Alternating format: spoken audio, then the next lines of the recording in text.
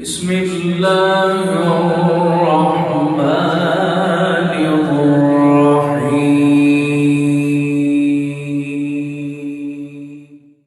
ایک دن ایک بادشاہ نے اپنے 3 وزراء کو دربار میں بلایا اور تینوں کو حکم دیا کہ تینوں ایک ایک تھیلا لے کر باغ میں داخل ہوں اور وہاں سے بادشاہ کے لیے مختلف اچھے پھل جمع کریں۔ وزراء بادشاہ کے اس عجیب حکم پر حیران رہ گئے، لیکن بادشاہ کا حکم تھا تو تینوں ایک ایک تھیلا پکڑ کر الگ الگ باغ میں داخل ہو گئے۔ پہلے وزیر نے کوشش کی کہ بادشاہ کے لیے اس کی پسند کے مزیدار اور تازہ پھل جمع کرے، اور اس نے کافی محنت کے بعد بہترین اور تازہ پھلوں سے تھیلا بھر لیا۔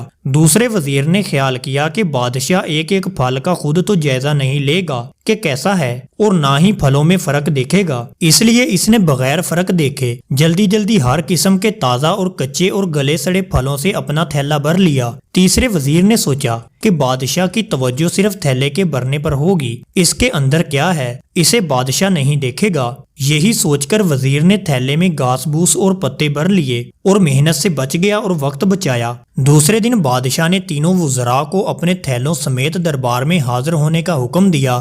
جب تینوں دربار میں حاضر ہوئے تو بادشاہ نے تھیلے کھول کر بھی نہ دیکھے اور حکم دیا کہ تینوں کو ان کے تھیلوں سمیت 3 ماہ کے لیے دور دراز جیل میں قید کر دیا جائے۔ اب اس دور دراز جیل میں تینوں کے پاس کھانے پینے کے لیے کچھ نہیں تھا سوائے اس تھیلے کے جو انہوں نے جمع کیا تھا۔ اب پہلا وزیر جس نے اچھے پھل چن کر جمع کیے تھے وہ مزے سے اپنے انہی پھلوں پر گزارا کرتا رہا یہاں تک کہ 3 ماہ بآسانی گزر گئے، اور دوسرا وزیر جس نے بغیر دیکھے تازہ خراب تمام پھل جمع کیے تھے اس کے لیے بڑی مشکل پیش آئی۔ کچھ دن تو تازہ پھل کھا لیے، لیکن پھر کچے اور گلے سڑے پھل کھانے پڑے، جس سے وہ بہت زیادہ بیمار ہو گیا اور اسے بہت تکلیف اٹھانی پڑی۔ اور تیسرا وزیر جس نے اپنے تھیلے میں صرف گھاس پھوس ہی جمع کیا تھا وہ کچھ دن بعد ہی بھوک سے مر گیا کیونکہ اس کے پاس کھانے کو کچھ نہ تھا۔ دوستو، اب آپ اپنے آپ سے پوچھئے آپ کیا جمع کر رہے ہیں؟ بادشاہ کی پسند کے مزیدار اور تازہ پھل، ہر قسم کے تازہ اور کچے اور گلے سڑے پھل،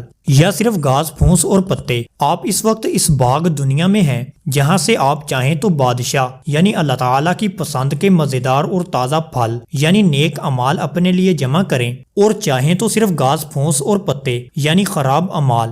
مگر یاد رہے جب بادشاہ یعنی اللہ تعالیٰ کا حکم صادر ہوگا تو آپ کو آپ کی جیل یعنی قبر میں ڈال دیا جائے گا۔ اس جیل میں آپ اکیلے ہوں گے جہاں آپ کے ساتھ صرف آپ کے اعمال کی تھیلی ہوگی، تو جو آپ نے جمع کیا ہوگا وہی آپ کو وہاں کام دے گا۔